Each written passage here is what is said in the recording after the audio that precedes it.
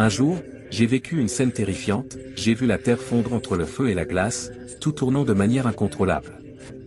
J'ai levé les yeux vers le ciel et j'ai imploré Dieu, si je saute, je ne survivrai pas. S'il te plaît, sauve mon frère de l'eau. Ensuite, j'ai entendu le bruit de quelqu'un entrant dans le lac, et avant de comprendre ce qui se passait, mon frère était déjà hors de l'eau, sauvé. Dieu avait exaucé ma prière, et ce moment est gravé dans ma mémoire pour toujours. Je suis José Lucinho da Silva, né en 1958. À l'âge de 8 ans, j'ai vécu 2 expériences marquantes avec Dieu.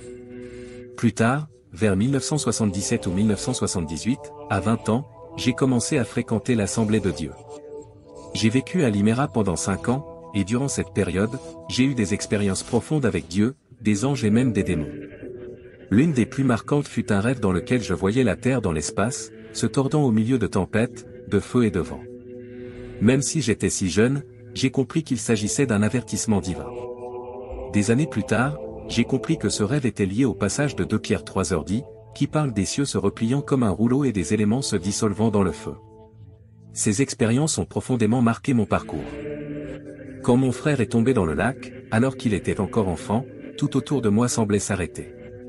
Seul le bruit de la plongée et l'action immédiate de Dieu sont restés gravés dans ma mémoire. Aujourd'hui, à 66 ans, ces souvenirs sont aussi nets que le jour où ils sont arrivés. Au fil des ans, ces expériences sont devenues fondamentales dans la construction de ma foi et dans ma compréhension de l'intervention divine. Même avec la simplicité d'un enfant, j'ai su que ce que j'avais vécu n'était pas simplement le fruit de mon imagination, mais une véritable rencontre avec le surnaturel.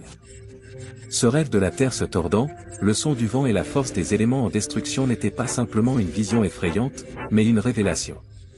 À l'époque, à seulement 8 ans, il était difficile pour moi d'exprimer à mon entourage ce que j'avais vu.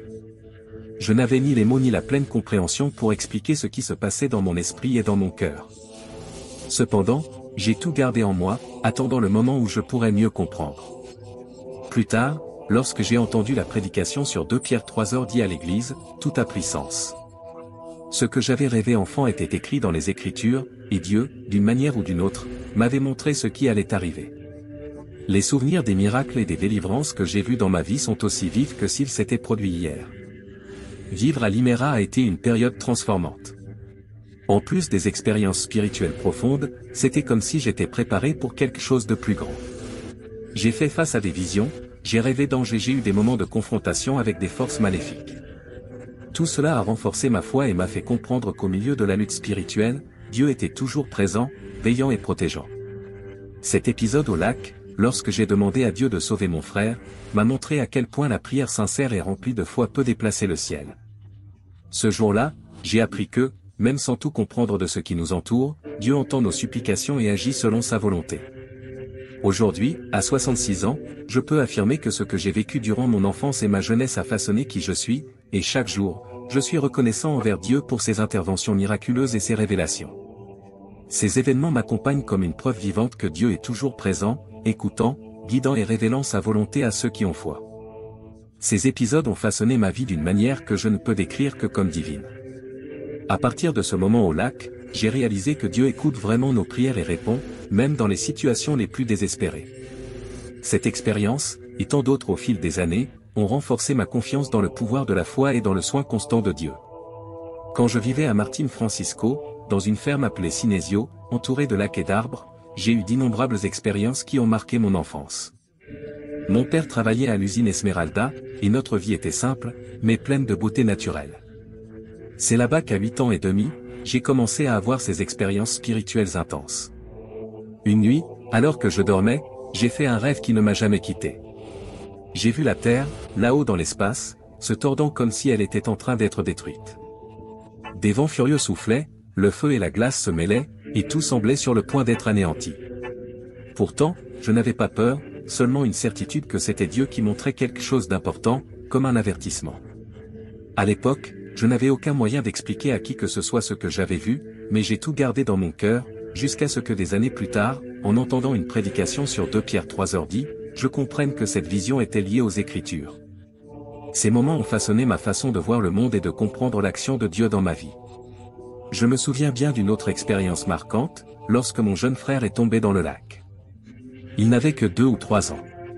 À cet instant, quand je l'ai vu dans l'eau, je me suis désespéré. J'ai regardé autour de moi, et tout semblait figé, les arbres, les nuages, le vent. Alors, j'ai crié à Dieu, si je saute, je vais mourir. S'il te plaît, tire mon frère de l'eau. Et soudain, j'ai entendu le bruit d'un plongeon et, tout de suite après, mon frère était hors du lac, sauvé. J'ai remercié Dieu sur le moment, car je savais qu'il avait répondu à ma prière. C'était comme si le temps autour de moi s'était arrêté jusqu'à ce que le miracle se produise. Avec les années, ces souvenirs ne se sont jamais effacés. Aujourd'hui, à 66 ans, je peux affirmer que tout ce que j'ai vécu est une preuve constante que Dieu est toujours avec nous, même dans les situations les plus difficiles. Il nous guide, nous protège et nous révèle ce que nous devons savoir au bon moment. Et cette certitude est quelque chose que je porte avec moi chaque jour. Je suis également reconnaissant envers toutes les personnes qui me soutiennent dans ce cheminement de foi. Que Dieu continue de bénir chacun de vous. Quand je vivais dans cette maison, j'ai fait ce rêve lié à ce qui est écrit dans 2 Pierre, où j'ai vu la terre se décomposer. C'est à cette époque que mon frère a été miraculeusement sauvé lorsque Dieu a entendu ma prière et l'a sorti de l'eau. Peu après, nous avons déménagé au village de Martin Francisco, puis plus tard à la Fazenda Parezo. J'allais de la ferme à l'école à Martin. Vers mes 11 ou 12 ans, nous avons déménagé à Mojimirim, en ville. C'est là que j'ai grandi, que j'ai accompli mon service militaire en 1976, et juste après cela, j'ai commencé à fréquenter l'église. J'ai assisté pour la première fois à un service à l'Assemblée de Dieu, et c'est toujours l'église que je fréquente aujourd'hui. Beaucoup de gens se demandent pourquoi je reste à l'Assemblée de Dieu, et la réponse est simple, c'est là que Dieu a commencé à me transformer, et j'ai suivi ce chemin. Je ne défends pas les dénominations religieuses, car je crois que Dieu peut utiliser n'importe quelle église pour guider une personne vers lui. Certaines personnes passent des années dans une église puis sont amenées à en changer, tandis que d'autres y restent toute leur vie. Quand Jésus est venu dans le monde, il ne s'intéressait pas aux religions, bien qu'il y en ait déjà plusieurs. Il n'est pas venu prêcher une religion, au contraire, Jésus montrait les failles des pharisiens et enseignait qu'ils interprétaient correctement la loi, mais ne la suivaient pas. Jésus critiquait l'hypocrisie et avertissait que les dirigeants religieux imposaient des fardeaux lourds aux gens, sans les aider. Jésus n'est pas une religion, il est le Fils de Dieu, le Sauveur, Yeshua, celui qui est venu pour sauver. Son nom, Yeshua, signifie « salut », et c'est le seul nom par lequel nous pouvons être sauvés. Jésus a dit « Je suis la porte des brebis, celui qui entre par moi sera sauvé ». Depuis l'Éden, Dieu avait promis d'envoyer quelqu'un pour écraser la tête du serpent, et cette promesse s'est accomplie en Jésus. Pour ceux qui croient en la Bible, pour ceux qui croient en la parole de Dieu, il est clair que Jésus est le chemin du salut. Dans la Bible, Dieu a toujours précisé qu'il y a un seul pouvoir, une seule source, et que toute chose converge vers lui. Nous faisons partie de Dieu, chaque être humain, chaque atome, chaque particule de l'univers vient de lui. Et depuis le commencement, il a déclaré que de la descendance de la femme viendrait celui qui écraserait le serpent. C'est ce qui est écrit dans les Écritures, et Jésus nous a dit d'examiner les Écritures, car c'est d'elles qu'il est question. À 20 ans, peu après avoir commencé à aller à l'église, j'ai vécu quelque chose d'extraordinaire. Jésus m'a utilisé pour chasser un esprit malin d'une personne. Bien que j'étais un nouveau converti et que j'avais peur de ne pas avoir d'expérience, j'ai fait confiance à Jésus et j'ai prié. Ce fut un moment de grande crainte, mais Dieu m'a donné du courage, et en priant, le mal a été chassé. Le lendemain, la femme de cet homme est venue voir ma mère et lui a dit qu'il était complètement différent, plus doux, car Jésus l'avait libéré. Ces moments m'ont montré que Jésus est la vie, et que le Saint-Esprit est celui qui rend notre marche plus légère et supportable. Nous vivons dans un monde difficile, et sans Dieu, il n'y a pas moyen d'affronter les défis. Jésus nous a donné l'autorité pour prêcher l'Évangile et accomplir des signes en son nom, chasser les démons, guérir les malades et apporter la libération. Nous ne sommes que des instruments entre les mains de Dieu, et c'est lui qui accomplit toutes choses. Avec ces expériences, j'ai appris l'importance de faire confiance pleinement à Dieu. À ce moment-là, quand j'ai chassé l'esprit malin, je n'étais qu'un jeune sans beaucoup d'expérience, mais Jésus m'a montré que la force et le pouvoir ne viennent pas de nous, mais de lui. Il nous utilise, même quand nous nous sentons incapables ou incertains. Ce jour-là, j'ai compris que, lorsque nous agissons au nom de Jésus, des choses extraordinaires se produisent, et il fait l'impossible devenir réalité. Au fil des années, j'ai vu comment Jésus transforme les vies. Il ne se contente pas de libérer du mal, il guérit aussi, restaure et apporte la paix. C'est au nom de Jésus que nous trouvons la guérison pour nos douleurs, qu'elles soient physiques, émotionnelles ou spirituelles. Quand il a dit « Je suis la porte », il nous invitait à entrer par ce chemin de salut et de sécurité. C'est pourquoi, encore aujourd'hui, je crois et je proclame qu'il n'y a pas d'autre nom par lequel nous puissions être sauvés, sinon le nom de Jésus. La foi en Jésus n'est pas quelque chose qui n'est tout près. Elle grandit et se renforce à mesure que nous marchons avec lui. À chaque nouvelle expérience, chaque délivrance ou victoire, nous réalisons que Dieu est toujours présent, même dans les moments les plus difficiles. Je me souviens que, jeune, je ne comprenais pas pleinement ce que signifiait être guidé par le Saint-Esprit, mais aujourd'hui, avec tant d'années de marche à ses côtés, je comprends que c'est lui qui nous soutient et nous permet de vivre selon la volonté de Dieu. Jésus nous a enseigné que, même face aux difficultés, nous devons avoir confiance en lui. Il nous a promis, « Je suis avec vous tous les jours, jusqu'à la fin du monde » Matthieu 28, 20. C'est la consolation que nous trouvons dans la vie chrétienne, savoir que, peu importe ce que nous traversons, nous ne sommes jamais seuls. En regardant en arrière, je vois comment cette promesse s'est accomplie à tant de moments dans ma vie, depuis mon enfance jusqu'à aujourd'hui. Au fil du temps, ma foi a mûri, et j'ai compris plus profondément ce que cela signifie de servir Dieu. J'ai réalisé que marcher avec Jésus ne se résume pas à recevoir des bénédictions, mais à être un instrument de lui dans le monde. Chaque fois que j'ai l'occasion de partager l'Évangile, de prier pour quelqu'un ou de voir une vie transformée, je réalise que nous sommes appelés à quelque chose de bien plus grand. Jésus nous a confié la mission d'être ses témoins, d'apporter la bonne nouvelle à tous, et d'être la lumière au milieu des ténèbres. Aujourd'hui, quand je regarde en arrière, je vois que chaque expérience, chaque miracle, chaque intervention divine était une préparation pour ce que Dieu allait encore accomplir dans ma vie. Ce qu'il a fait pour moi, il peut le faire pour quiconque met sa confiance en lui. Peu importe d'où nous venons, que ce soit d'une petite église ou d'un grand ministère, l'essentiel est de répondre à l'appel de Dieu et d'être disponible pour être utilisé par lui. Que chacun de nous comprenne que Jésus n'est pas venu fonder une religion, mais nous donner la vie, et la vie en abondance. Il est le chemin, la vérité et la vie, et celui qui croit en lui, même s'il meurt, vivra. C'est cette certitude qui m'anime et me motive à continuer de parler de sa grâce et de son pouvoir. Après tout, que pourrions-nous désirer de plus que d'être dans les mains du Créateur et du Sauveur du monde? Au cours de mes 20 ans, à mesure que je comprenais plus profondément l'œuvre de Dieu et le pouvoir de Jésus, j'ai vu que je n'étais pas seul dans ce voyage. Dieu nous a donné le Saint-Esprit, qui est notre consolateur, celui qui nous guide et nous fortifie dans les moments de plus grande difficulté. C'est lui qui rend la vie supportable et nous aide à affronter les combats quotidiens. Souvent, sans lui, il serait impossible de trouver la force de continuer. Je me souviens que Jésus, après sa résurrection, a déclaré que tout pouvoir lui avait été donné dans le ciel et sur la terre. Cela signifie que, peu importe les épreuves que nous affrontons, le pouvoir de Jésus est au-dessus de tout. Il nous a envoyés pour prêcher l'Évangile, guérir les malades, chasser les démons et accomplir de grands signes en son nom. Et, avec le temps, j'ai expérimenté ce que signifie être un canal de Dieu dans la vie des gens. Le pouvoir de Jésus est incomparable.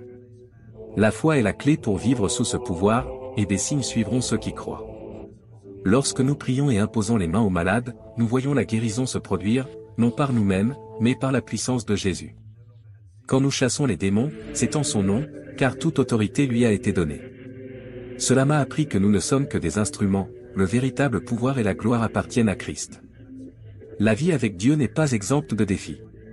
Au contraire, nous faisons face à des combats quotidiennement, mais la différence réside en celui qui nous soutient. Sans Dieu, la vie devient insupportable, mais avec lui, nous trouvons la force de surmonter même les épreuves les plus dures. C'est pourquoi je remets ma vie, mes combats et mes victoires entre ses mains. Comme Jésus l'a dit, sans lui, nous ne pouvons rien faire. J'en suis arrivé à cette compréhension au fil des années passées avec Dieu. Depuis le moment où j'ai accepté Jésus, à 20 ans, jusqu'à aujourd'hui, des décennies se sont écoulées. Et je peux dire, avec toute certitude, que Dieu ne m'a jamais abandonné. Chaque pas que j'ai franchi, chaque lutte que j'ai affrontée, il était à mes côtés, me guidant et me protégeant.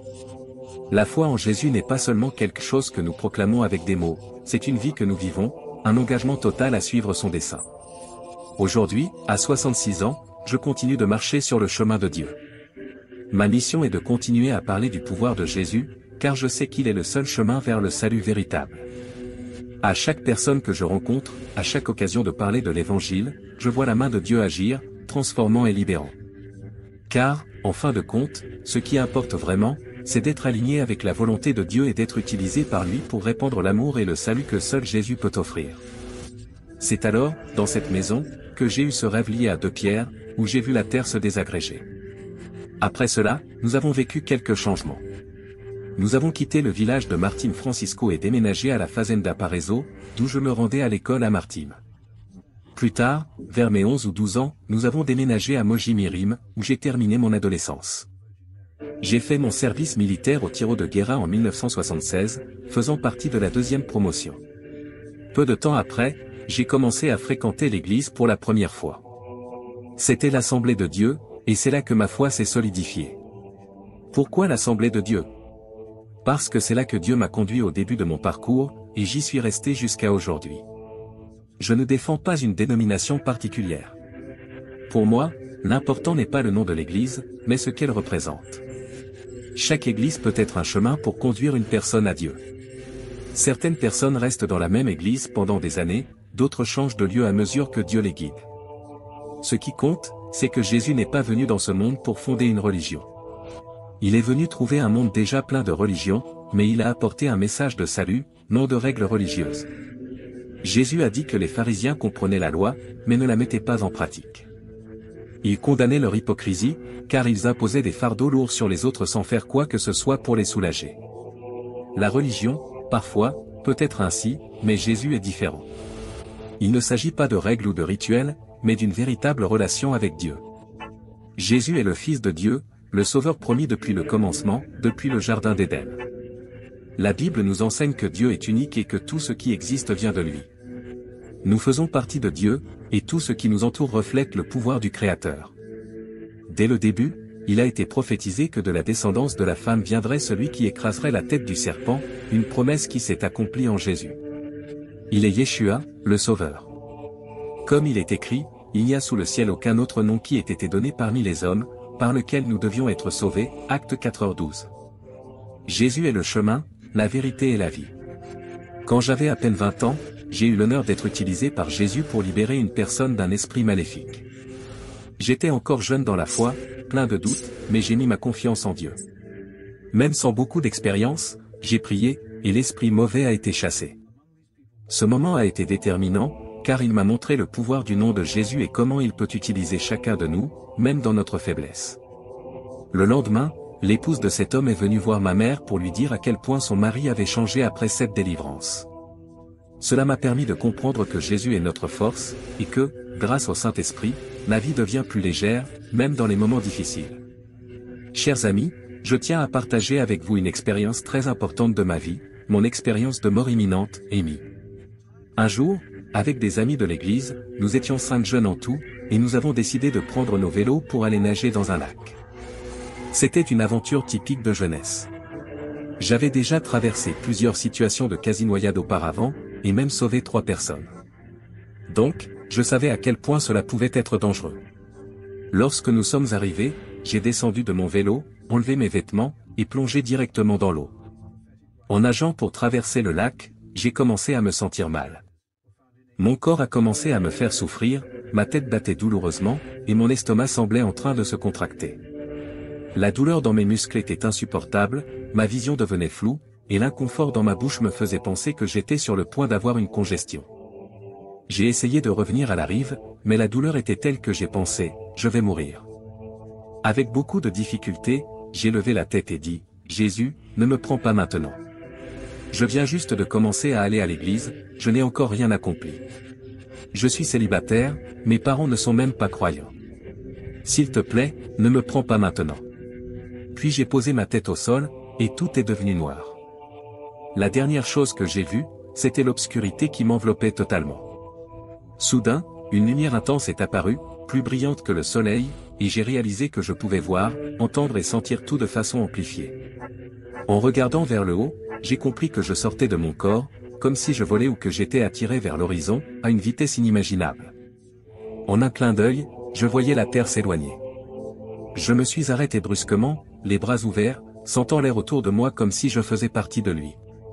Tout était si clair. Mais quelque chose me retenait.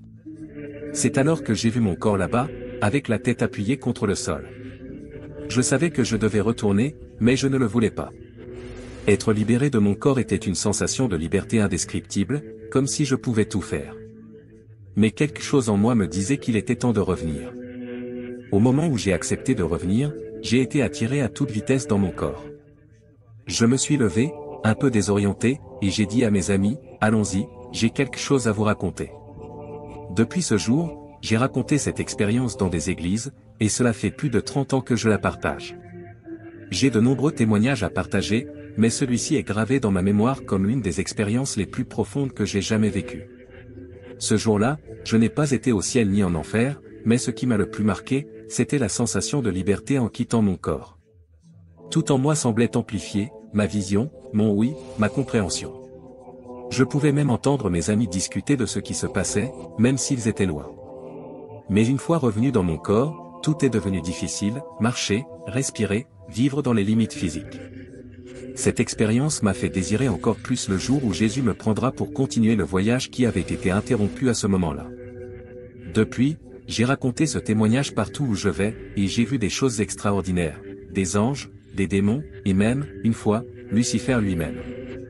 Jésus m'a pris dans ses bras comme un enfant, et j'ai vu le Saint-Esprit quitter une personne alors qu'elle chantait.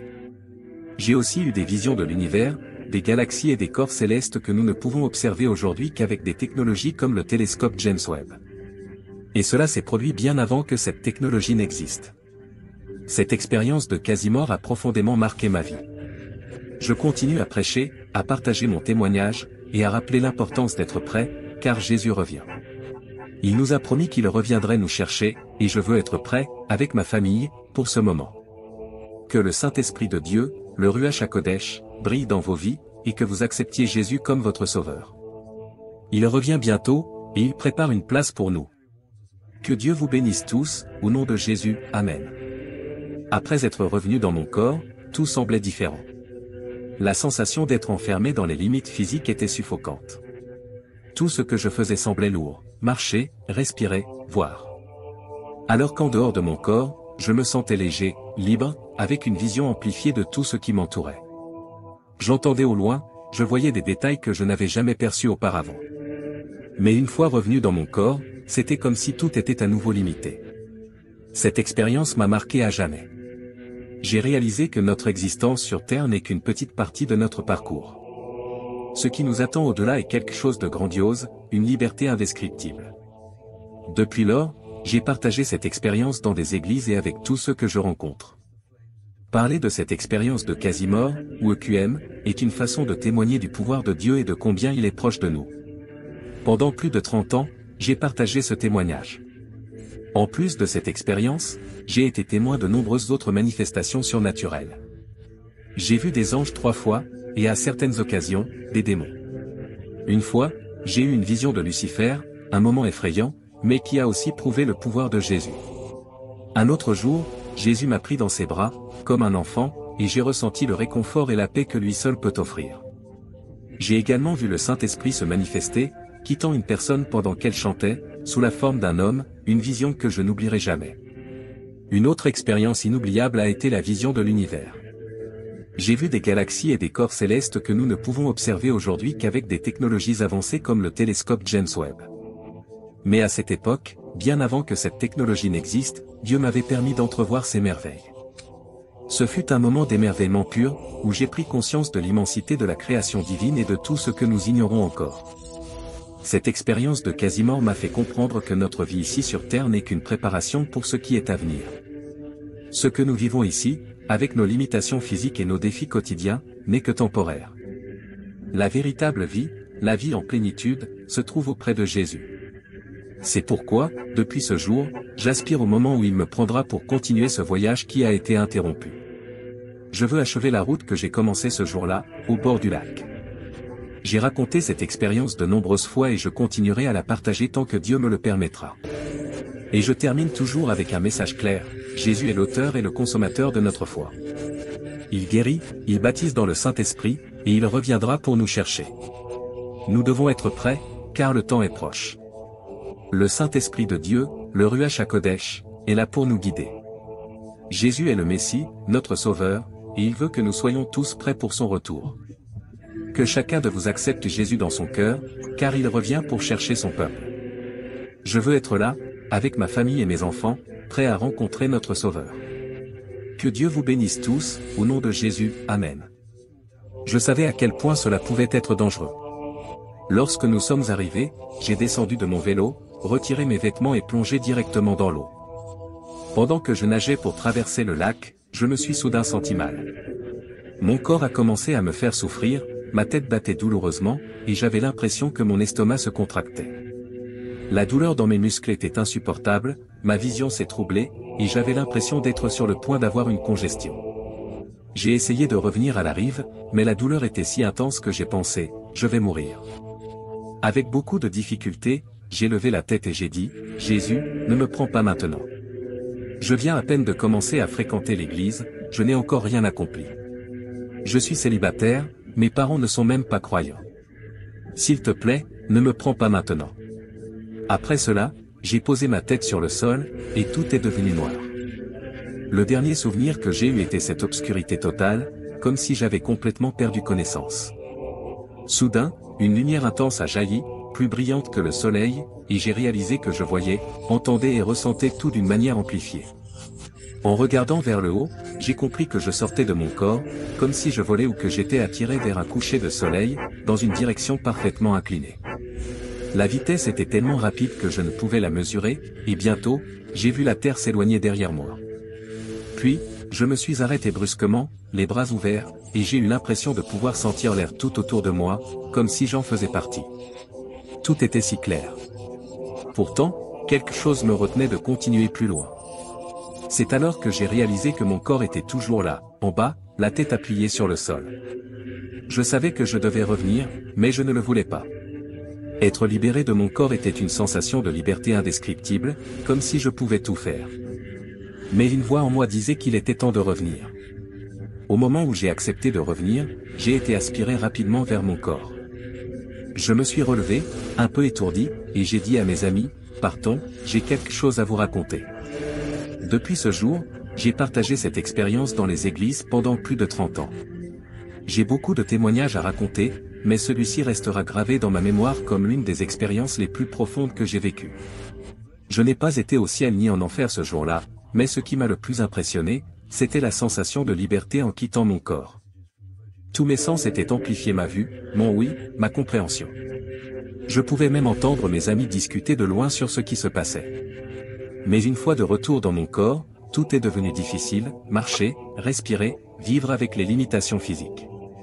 Cette expérience m'a fait désirer encore plus le jour où Jésus me prendra pour continuer le voyage interrompu à ce moment-là. J'ai partagé ce témoignage partout où je suis passé, et j'ai vu des choses extraordinaires, des anges, des démons, et même, une fois, le diable lui-même. Jésus m'a pris dans ses bras comme un enfant, et j'ai vu le Saint-Esprit quitter une personne pendant qu'elle chantait. J'ai également eu des visions de l'univers, des galaxies et des corps célestes que nous ne pouvons observer aujourd'hui qu'avec le télescope James Webb. Et cela s'est produit bien avant l'existence de cette technologie. Cette expérience de quasi-mort a profondément marqué ma vie. Je continue de prêcher, de partager mon témoignage et de rappeler l'importance d'être prêt, car Jésus revient. Il nous a promis qu'il reviendrait pour nous chercher, et je veux être prêt, avec ma famille. Que le Saint-Esprit de Dieu, le Ruach HaKodesh, éclaire votre vie, et que vous acceptiez Jésus comme votre Sauveur. Il revient bientôt, et il prépare une place pour nous. Que Dieu vous bénisse tous, au nom de Jésus, Amen. Quand je suis revenu dans mon corps, tout semblait différent. La sensation d'être prisonnier des limites physiques était suffocante. Tout ce que je faisais semblait lourd, marcher, respirer, voir. Avant, lorsque j'étais hors de mon corps, je me sentais léger, libre, avec une vision amplifiée de tout ce qui m'entourait. Je pouvais entendre de loin, voir des détails que je n'avais jamais remarqués auparavant. Mais une fois revenu dans mon corps, c'était comme si tout était à nouveau limité. Cette expérience m'a marqué pour toujours. J'ai compris que notre existence sur Terre n'est qu'une petite partie de notre voyage. Ce qui nous attend au-delà est quelque chose de grandiose, une liberté indescriptible. Depuis, je raconte cette expérience dans les églises et à tous ceux que je rencontre. Parler de cette expérience de quasi-mort, ou EQM, est un moyen de témoigner de la puissance de Dieu et de combien il est proche de nous. Pendant plus de 30 ans, j'ai partagé ce témoignage. Outre cette expérience, j'ai été témoin de nombreuses autres manifestations surnaturelles. 3 fois, j'ai vu des anges, et parfois, des démons. Une fois, j'ai eu une vision de Lucifer un moment effrayant, mais qui a également confirmé la puissance de Jésus. Une autre fois, Jésus m'a pris dans ses bras, comme un enfant, et j'ai ressenti la paix et le réconfort que seul lui peut offrir. J'ai également vu le Saint-Esprit se manifester, sortant d'une personne pendant qu'elle chantait, sous la forme d'un homme, une vision que je n'oublierai jamais. Une autre expérience inoubliable a été la vision de l'univers. J'ai vu des galaxies et des corps célestes que nous ne pouvons observer aujourd'hui qu'à l'aide de technologies avancées, comme le télescope James Webb. Mais à cette époque, bien avant que cette technologie n'existe, Dieu m'a permis de contempler ces merveilles. C'était un moment d'émerveillement pur, où j'ai pris conscience de l'immensité de la création divine et de tout ce que nous ignorons encore. Cette expérience de quasi-mort m'a fait comprendre que notre vie ici-bas n'est qu'une préparation à ce qui nous attend. Ce que nous vivons ici, avec nos limitations physiques et nos luttes quotidiennes, n'est que temporaire. La vraie vie, la vie en plénitude, se trouve auprès de Jésus. C'est pourquoi, depuis ce jour, j'aspire au moment où il me prendra pour continuer ce voyage interrompu. Je veux achever ce parcours commencé ce jour-là au lac. J'ai raconté cette expérience de nombreuses fois, et je continuerai de la partager tant que Dieu me le permettra. Et je termine toujours avec un message clair: Jésus est l'auteur et le consommateur de notre foi. Il guérit, il baptise dans le Saint-Esprit, et il reviendra nous chercher. Nous devons être prêts, car le temps est proche. Le Saint-Esprit de Dieu, le Ruach HaKodesh, est ici pour nous guider.